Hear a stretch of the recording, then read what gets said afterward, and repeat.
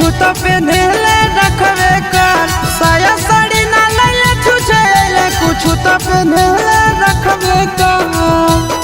छोड़ा ले चल भागा के फरकवे पर काला काता में रखे होता रखवे पर।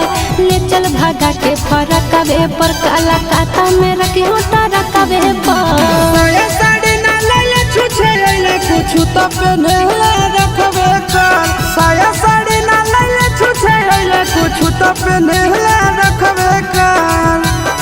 छोड़ा ले चल भागा के फरकवे पर काला काता में रखे होता रखवे पर। ले चल भागा के फरकवे पर काला काता में रखे होता रखवे पर।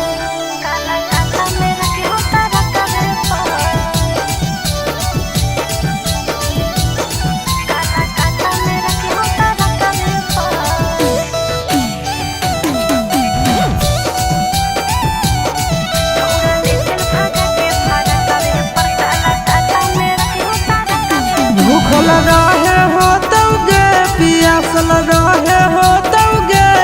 सुख मिलता नहीं सहर के दुख सहे हो तौगे।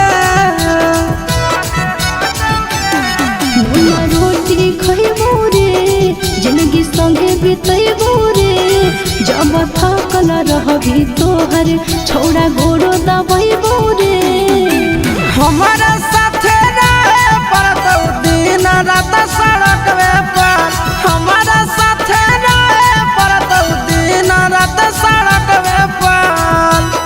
छोड़ा ले चल भागा के फरकवे पर काला काता में रखे होता रखवे पर। ले चल भागा के फरकवे पर काला काता में रखे होता रखवे पर।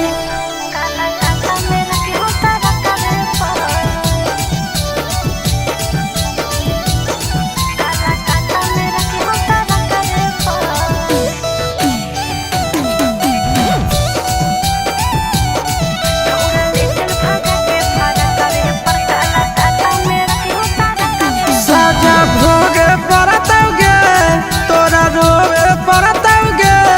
हमर कपड़ा लता सब तोरा धोवे पड़तौगे। तोरी कहना मनबो रे तोरा से कुछ नहीं मंगबो रे।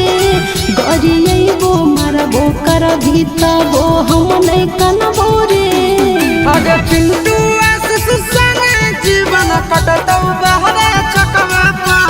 नह बिना आशीष संगे जीवन कटतौ बहरे चकवे पर। छोड़ा ले चल भागा के फरकवे पर काला काता में रखे होता रखवे पर। ले चल भागा के फरकवे पर काला काता में रखे होता रखवे पर।